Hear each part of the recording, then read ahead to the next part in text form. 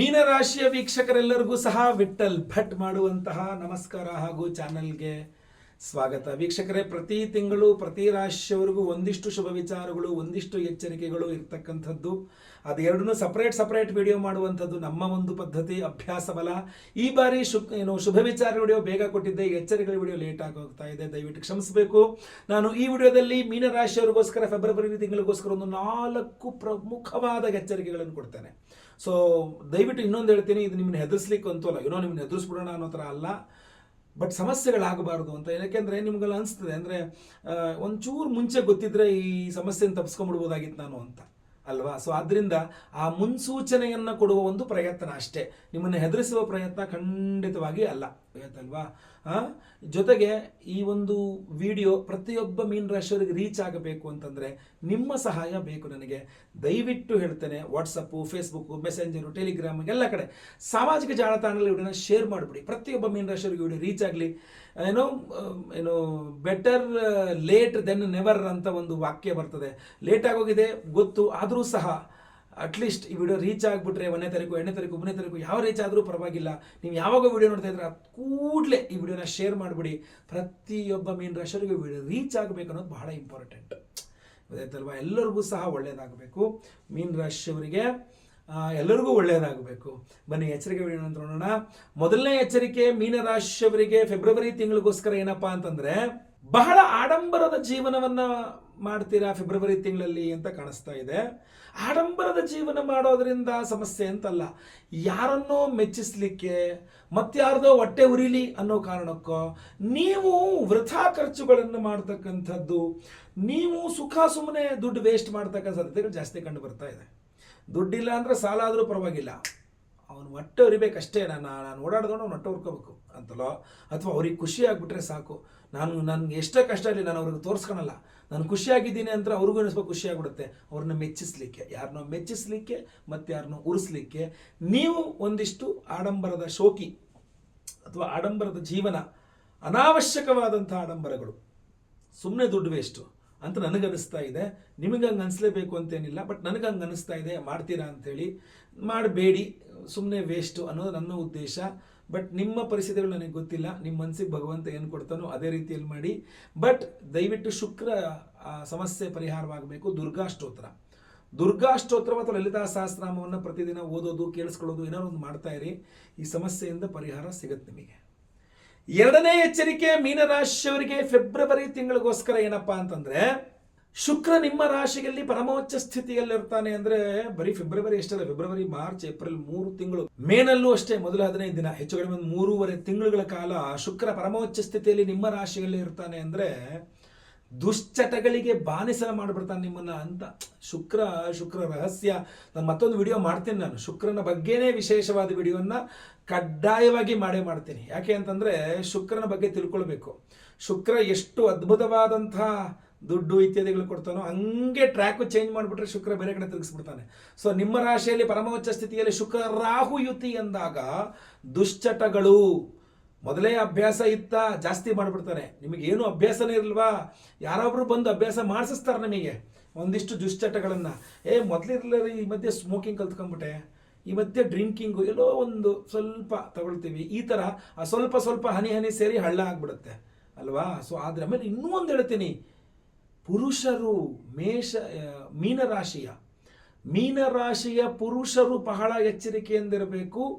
ಕೆಲ ಸ್ತ್ರೀಯರ ಸಹವಾಸ ಮಾಡ್ತೀರಿ ನೀವು ಅಂತ ಕಂಡು ಬರ್ತಾ ಇದೆ. ಅಂದರೆ ಮೋಹದ ಬಳೆಯಲ್ಲಿ ಬಿದ್ದು ಅವರ ಜೊತೆಗೆ ನಿಮ್ಮ ಹೆಂಡತಿ ಮಕ್ಕಳು ನಿಮ್ಮ ಸಂಸಾರವನ್ನು ಮರೆತುಬಿಟ್ಟು ಯಾರಿಂದನೋ ಹೋಗುವ ಸಾಧ್ಯತೆ, ನಿಮ್ಮನ್ನು ಅವರ ಬಲೆಗೆ ಎಳ್ಕೊಳ್ತಾರೆ ಕೆಲ ಕೆಟ್ಟ ಸ್ತ್ರೀಯರು, ಬಹಳ ಸ್ಪಷ್ಟವಾಗಿ ಕಾಣ್ತಾ ಇದೆ. ಕೆಲ ಹೆಂಗಸರ ಸಹವಾಸ, ಅವರ ಜೊತೆ ಮೈಮರೆಯುವ ಸಾಧ್ಯತೆ, ಇದೆಲ್ಲ ಕಂಡು ಬರೆಸ್ತಾ ಇದೆ.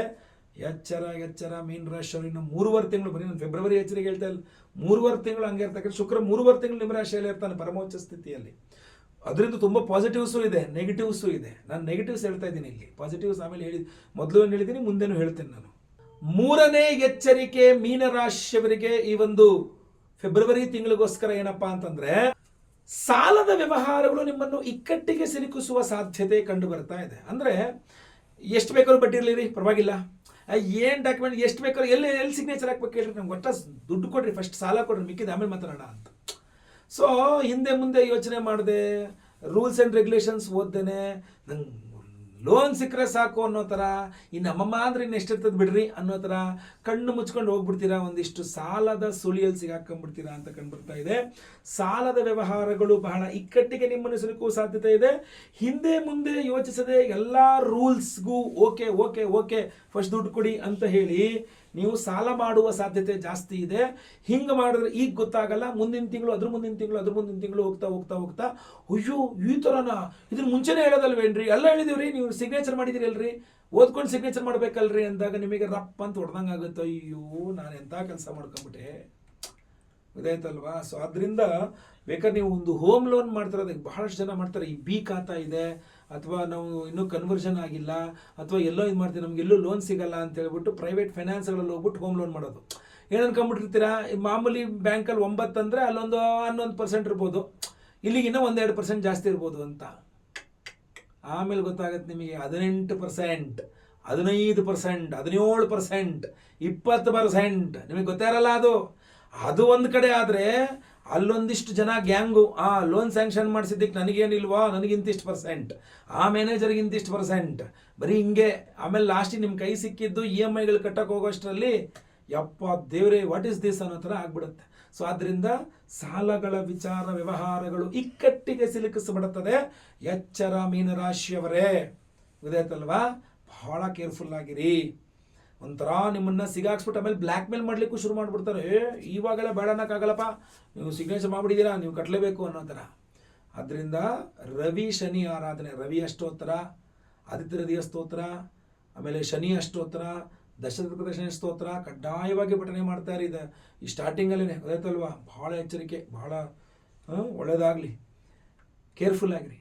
4ನೇ ಎಚ್ಚರಿಕೆ ಮೀನರಾಶಿಯವರಿಗೆ ಫೆಬ್ರವರಿ ತಿಂಗಳಿಗೋಸ್ಕರ ಏನಪ್ಪ ಅಂತಂದರೆ, ನೀವು ಯಾವುದೇ ಸಾಲ ಬೇಡ, ಏನೂ ಬೇಡ, ನಿಮ್ಮ ಹತ್ರ ದುಡ್ಡಿದೆ, ಬಿಡಿ ಸರ್ ನಮ್ಮ ಹತ್ರ ಬೇಕಾದಷ್ಟು ದುಡ್ಡಿದೆ, ನಮ್ಗೆ ದುಡ್ಡಿಂದೇನು ಪ್ರಾಬ್ಲಮ್ ಇಲ್ಲ ಅಂತ ಅನ್ನೋರು ಈಗ ಏನು ಮಾಡ್ತಾರೆ ಗೊತ್ತಾ, ದುಡ್ಡನ್ನು ಯಾರು ಲಿಕ್ವಿಡ್ ಕ್ಯಾಶ್ ಆಗಿ ಇಟ್ಕೊಳ್ಳಲ್ಲ, ಬ್ಯಾಂಕಲ್ಲೂ ಇಟ್ಕೊಳ್ಳಲ್ಲ, ಮನೆಯಲ್ಲೂ ಇಟ್ಕೊಳ್ಳಲ್ಲ, ಏನೂ ಮಾಡಲ್ಲ. ತಕ್ಷಣ ಹೂಡಿಕೆ ಯೋಚನೆ ಮಾಡ್ತಾರೆ, ಲ್ಯಾಂಡ್ ಮೇಲೆ ಹಾಕ್ಬಿಡೋಣ ಅಥವಾ ಶೇರ್ಸ್ ಮೇಲೆ ಹಾಕ್ಬಿಡೋಣ, ಬಿಸ್ನೆಸ್ ಮೇಲೆ ಎಲ್ಲೋ ಇನ್ವೆಸ್ಟ್ ಮಾಡ್ಬಿಡೋಣ, ಎಲ್ಲೋ ಒಂದು ಕಡೆ ಇನ್ವೆಸ್ಟರ್ ಆಗ್ಬಿಡೋಣ, ಏನೋ ಒಂದು. ಆಮೇಲೆ ನಿಮ್ಮ ಹತ್ರ ದುಡ್ಡಿದೆ ಅಂದ ತಕ್ಷಣ ಹಿಂಗೆ ಟಕ ಈ ಸಕ್ಕರೆ ಇದ್ದಲ್ಲಿ ಇರುವೆ ಬಂದಂಗೆ ರಪ ಬಂದ್ಬಿಡ್ತಾರೆ ನಿಮ್ಮ ಹತ್ರ. ನಾವು ಹಿಂಗೆ ಮಾಡ್ಬಿಡ್ತೀವಿ, ನೀವು ಇನ್ವೆಸ್ಟ್ ಮಾಡಿಲ್ಲ, ಹಿಂಗೆ ಮಾಡಿ ದುಡ್ಡು ಹಾಕ್ಬಿಟ್ರೆ 10 ರೂಪಾಯಿ ಹಾಕ್ಬಿಟ್ರೆ 100 ರೂಪಾಯಿ 1000 ರೂಪಾಯಿ ಹಾಕ್ಬಿಟ್ರೆ ಲೆವೆಲ್ಗೆ ಹತ್ತಿಸ್ಬಿಡ್ತಾರೆ ಹಂಗೇನೆ. ಬಟ್ ಹೇಳ್ತೀನಿ ಕೇಳಿ, ನೀವು ಮೀನ ರಾಶಿಯವರಾಗಿದ್ದರೆ ನಿಮಗೆ ಎಷ್ಟೇ ಆರ್ಥಿಕ ಶಕ್ತಿ ಇರಲಿ, ಏನೇ ಆರ್ಥಿಕ ಶಕ್ತಿ ಇದ್ರೂ ಸಹ ಹೂಡಿಕೆ ಮಾಡುವ ಮುನ್ನ ತಡೆದು ಯೋಚಿಸಿ ಸಮಯಾವಕಾಶವನ್ನು ತೆಗೆದುಕೊಂಡು ಜಾತಕ ಪರಿಶೀಲನೆಯನ್ನು ಮಾಡಿಸಿಕೊಂಡು ಆಮೇಲೆ ಹೂಡಿಕೆ ಮಾಡಿ. ಸುಮ್ಮನೆ ದುಡ್ಡು ಐತೆ ಇನ್ವೆಸ್ಟ್ ಮಾಡೋಣ ಅಂತ ಮಾಡಿಬಿಟ್ರಿ, ಆಮೇಲೂ ಮತ್ತೆ ಜಾತಕನೇ ಕೇಳಬೇಕು, ಹಾಕಿರೋ ದುಡ್ಡು ವಾಪಸ್ ಬರುತ್ತೆ, ಒಳ್ಳೆ ಯಾವ ಬರುತ್ತೆ ಅಂತ. ಗೊತ್ತಾಯ್ತಲ್ವಾ. ಸೊ ಹಾಕುವ ಮುನ್ನ ದಯವಿಟ್ಟು ವೈಯಕ್ತಿಕ ಜಾತಕ ಪರಿಶೀಲನೆ ಮಾಡಿಸ್ಕೊಂಡು ಆಮೇಲೆ ಹೂಡಿಕೆ ಮಾಡಿ. ಅಲ್ಲಿ ಓಕೆ ಪರವಾಗಿಲ್ಲ ಮಾಡಿ ಅಂತಂದರೆ ಮಾಡಿ, ಇಲ್ಲಾಂದರೆ ಮಾಡೋಕ್ಕೆ ಹೋಗಬೇಡಿ. ಬಹಳ ಬಹಳ ಬಹಳ ಎಚ್ಚರ. ಅದು ಎಲ್ಲಿ ಬೇಕಾದ್ರೆ ಇನ್ವೆಸ್ಟ್ಮೆಂಟ್ ಆಗಿರ್ಬೋದು, ಅದು ರಿಯಲ್ ಎಸ್ಟೇಟ್ ಆಗಿರ್ಬೋದು, ಶೇರ್ ಮಾರ್ಕೆಟ್ ಆಗಿರ್ಬೋದು, ಬಿಸ್ನೆಸ್ ಇನ್ವೆಸ್ಟ್ಮೆಂಟ್ ಆಗಿರ್ಬೋದು, ಸಾಲ ಕೊಡೋದಾಗಿರ್ಬೋದು, ಬಡ್ಡಿಗ ಏನು ಬೇಕಾರಾಗಿರ್ಬೋದು ರೀ. ಇನ್ವೆಸ್ಟ್ ಮಾಡೋಕ್ಕಿಂತ ಮುಂಚೆ ಒಂದ್ಸಲ ಜಾತಕ ಪರಿಶೀಲನೆ ಮಾಡಿಸ್ಕೊಂಡು ಹಂಗೆ ಮಾಡಬೇಡಿ. ಜಾತಕ ಪರಿಶೀಲನೆ ಮಾಡಿಸ್ಕೊಂಡು ಓಕೆ ಪರವಾಗಿಲ್ಲ, ನೋ ಪ್ರಾಬ್ಲಮ್, ನಿಮ್ಮ ವೈಯಕ್ತಿಕ ಜಾತಕ ಪ್ರಕಾರ ಇನ್ವೆಸ್ಟ್ ಮಾಡಿ ಅಂದರೆ ಮಾತ್ರ ಮಾಡಿ, ಇಲ್ಲದ್ರೆ ಮಾಡೋಕ್ಕೆ ಹೋಗಬೇಡಿ ಅನ್ನೋದು ನನ್ನ ಒಂದು ಸಲಹೆ ಸೂಚನೆ. ನೀವು ಹೆಂಗೆ ತೆಗೆದುರೋ ಗೊತ್ತಿಲ್ಲ. ಆದರೆ ಇನ್ನೊಂದು ಇಂಪಾರ್ಟೆಂಟ್ ವಿಚಾರ ಹೇಳಬೇಕು ನಿಮಗೆ. ನಮ್ಮ ಯಾಗಶಾಲೆಯ ಮುಂದಿನ ಹೋಮ ವಿಶೇಷವಾದಂಥ ದೇವತಾರಾಧನೆ ಇರುವಂಥದ್ದು ಮಾಘ ಪೌರ್ಣಿಮಾ, ಮಾಘ ಮಾಸದ ಹುಣ್ಣಿಮೆಯ ದಿವಸ. ಅದು ಫೆಬ್ರವರಿ 12ನೇ ತಾರೀಕು ಬರ್ತದೆ, ಬುಧವಾರ ಇದೆ. ಅವತ್ತಿನ ದಿವಸವೇ ನಾವು ಬಹಳ ಪ್ರಮುಖವಾಗಿ ನಿಮ್ಮೆಲ್ಲರ ಸಾಲ ಬಾಧೆಗಳು ಪರಿಹಾರವಾಗಬೇಕು. ಈ ಕೊಟ್ಟು ಸಾಲ ಇರಬಹುದು, ತಗೊಂಡು ಸಾಲ ಇರಬಹುದು, ಕೊಡಿಸಿದ ಸಾಲ ಇರಬಹುದು, ಈ ಸಾಲದ ವಿಚಾರದಲ್ಲಿರುವ ಎಲ್ಲ ಸಮಸ್ಯೆಗಳು, ತಲೆನೋವೆಲ್ಲ ಪರಿಹಾರವಾಗಬೇಕು ಅಂತ ಋಣಬಾಧಾ ನಿವಾರಕ ಹೋಮ ಅಂತ ಒಂದು ವಿಶೇಷವಾದಂತಹ ಹೋಮವನ್ನು ಮಾಡ್ತಾ ಇದ್ದೇವೆ. ಅಷ್ಟೇ ಅಲ್ಲ, ನೀವು ಅಡಮಾನ ಇಟ್ಟಿದ್ರೆ ಗೋಲ್ಡ್ ಲೋನ್, ಈಗಂತೂ ಪ್ರತಿಯೊಂದು ಕಡೆ ಇರುವಂಥದ್ದೇ ಗೋಲ್ಡ್ ಲೋನ್, ನಮ್ಮಲ್ಲಿ ಜಾಸ್ತಿ ದುಡ್ಡು ಕೊಡ್ತೀವಿ, ನಮ್ಮಲ್ಲಿ ಜಾಸ್ತಿ ಕಡಿಮೆ ಬಡ್ಡಿ ಅಂತ. ಮನೆಯಲ್ಲಿ ಲಕ್ಷ್ಮೀ ಸ್ವರೂಪದಲ್ಲಿ ಇರಬೇಕಾದಂತಹ ಬಂಗಾರ, ನಿಮ್ಮ ಮೈ ಮೇಲೆ ಇರಬೇಕಾದ ಬಂಗಾರ ಎಲ್ಲ ಬ್ಯಾಂಕಲ್ಲಿ ಲಾಕರ್ಗಳಲ್ಲಿ ಅಡಮಾನವಾಗಿ ಬಿದ್ದಿರ್ತಕ್ಕಂಥದ್ದು. ಇದು ಬಹಳ ತಪ್ಪು, ಬಹಳ ಕೆಟ್ಟದು.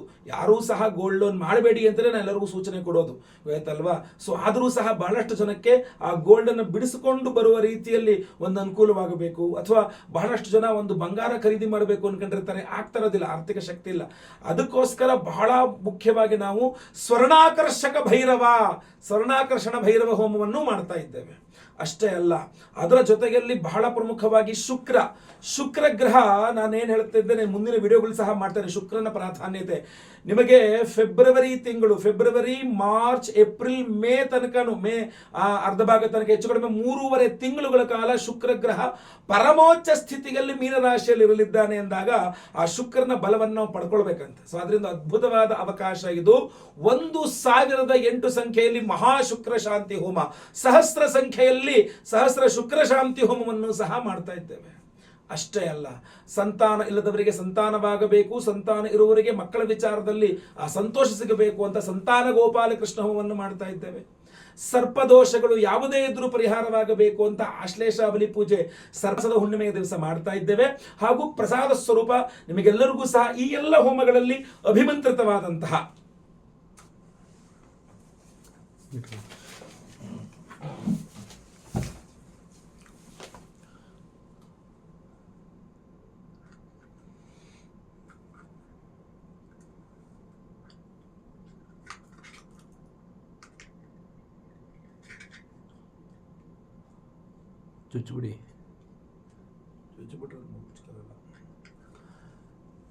ವಿಶೇಷವಾದಂತಹ ಧನಾಕರ್ಷಕ ಮಣಿಯನ್ನು ಕೊಡ್ತಾ ಇದ್ದೇವೆ ಪ್ರತಿಯೊಬ್ಬರಿಗೂ ಸಹ.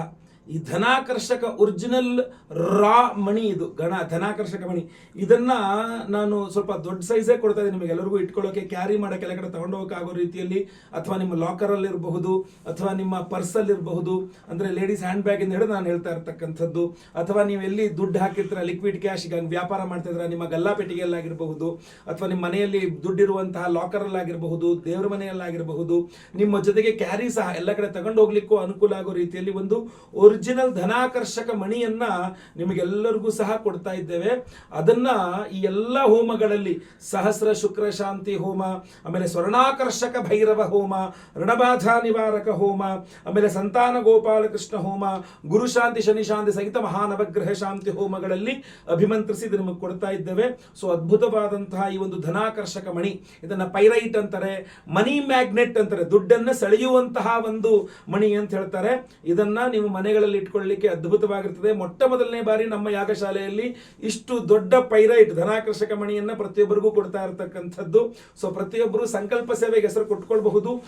ಸಂಕಲ್ಪ ಸೇವೆ ಬುಕಿಂಗ್ಸ್ ಎಲ್ಲ ಓಪನ್ ಇರ್ತದೆ. ಸ್ಕ್ರೀನ್ ಮೇಲೆ ಕಾಣೋ ನಂಬರ್ಗೆ ನಿಮ್ಮ ಹೆಸರು, ಗೋತ್ರ ಗೊತ್ತಿದ್ರೆ, ನಕ್ಷತ್ರ ಗೊತ್ತಿದ್ರೆ, ರಾಶಿ ಗೊತ್ತಿದ್ರೆ ವಾಟ್ಸ್ಆಪ್ ಮಾಡ್ಕೊಳ್ಬಹುದಾಗಿರ್ತದೆ. ಲೈವ್ ಅಲ್ಲಿ ನಿಮ್ಮ ಹೆಸರು ಸಂಕಲ್ಪ ಆಗುತ್ತೆ, ಎಲ್ಲಾ ಹೋಮ ಲೈವ್ ನೋಡ್ತೀರಾ. ಹಾಗೂ ಪ್ರಸಾದ ನಿಮಗೆ ಎಲ್ಲಾ ಹೋಮಗಳ ಭಸ್ಮ, ನಾಗಾರಾಧನೆ, ಅರಿಶಿನ ಪ್ರಸಾದ ಜೊತೆಗೆ ಈ ಒಂದು ವಿಶೇಷವಾದಂತಹ ಧನಾಕರ್ಷಕ ಮಣಿಯನ್ನ ಸ್ಪೀಡ್ ಪೋಸ್ಟ್ ಮೂಲಕ ನಿಮಗೆ, ಅಥವಾ ರಿಜಿಸ್ಟರ್ಡ್ ಪಾರ್ಸಲ್ ಯಾವ್ದಾಗುತ್ತೋ ಅದರ ಮೂಲಕ ನಾವು ನಿಮಗೆ ಕಳಿಸ್ಕೊಡುವಂತ ವ್ಯವಸ್ಥೆಯನ್ನ ಖಂಡಿತವಾಗಿ ಮಾಡ್ತೇವೆ. ಸ್ಕ್ರೀನ್ ಮೇಲೆ ಕಾಣುವಂತ ನಂಬರ್ಗೆ ನಿಮ್ಮ ವಿವರಗಳನ್ನ ವಾಟ್ಸ್ಆಪ್ ಮಾಡಿಕೊಳ್ಳಬಹುದಾಗಿರ್ತದೆ. ಇದಾಗಿತ್ತು ವೀಕ್ಷಕರೇ ಫೆಬ್ರವರಿ ತಿಂಗಳ ಮಾಸ ಭವಿಷ್ಯದಲ್ಲಿ ಎಚ್ಚರಿಕೆಗಳ ವಿಡಿಯೋ ಇಷ್ಟ ದಯವಿಟ್ಟು ಲೈಕ್ ಮಾಡ್ಲಿಕ್ಕೆ ಮರಿಬೇಡಿ. ವಾಟ್ಸ್ಆಪ್, ಫೇಸ್ಬುಕ್, ಮೆಸೆಂಜರ್ ಎಲ್ಲ ಕಡೆ ಸಾಮಾಜಿಕ ಜಾಲತಾಣಗಳು ಶೇರ್ ಮಾಡ್ಲಿಕ್ಕೆ ಮರಿಬೇಡಿ. ಇನ್ನು ನೀವು ಸಬ್ಸ್ಕ್ರೈಬ್ ಮಾಡ್ಕೊಂಡಿಲ್ಲ ದಯವಿಟ್ಟು ನಮ್ಮ ಚಾನಲ್ ಸಬ್ಸ್ಕ್ರೈಬ್ ಮಾಡ್ಕೊಂಡು ಬೆಲ್ ಬಟನ್ ಹೊತ್ಕೊಂಡು ಆಲ್ ಮಾಡ್ಲಿಕ್ಕೆ ಮರಿಬೇಡಿ. ಫೇಸ್ಬುಕ್ ಅಲ್ಲಿ ನಮ್ಮ ವಿಡಿಯೋ ನೋಡ್ತಾ ಇದ್ದೀರಾ, ನಮ್ಮ ಪೇಜ್ ಅನ್ನ ಫಾಲೋ ಮಾಡಿಲ್ಲ ಅಂದ್ರೆ ನಮ್ಮ ಪೇಜ್ ಅನ್ನ ಫಾಲೋ ಮಾಡ್ಲಿಕ್ಕೆ ದಯವಿಟ್ಟು ಮರಿಬೇಡಿ. ಮುಂದಿನ ವಿಡಿಯೋದಲ್ಲಿ ಮತ್ತೆ ಪುನಃ ಸಿಗ್ತೇನೆ. ಎಲ್ಲರಿಗೂ ಸಹ ಒಳ್ಳೆಯದಾಗ್ಲಿ. ಲೋಕ ಸಮಸ್ತ ಸುಖಿನೋ ಭವಂತು. ನಾರಾಯಣ ನಾರಾಯಣ ನಾರಾಯಣ.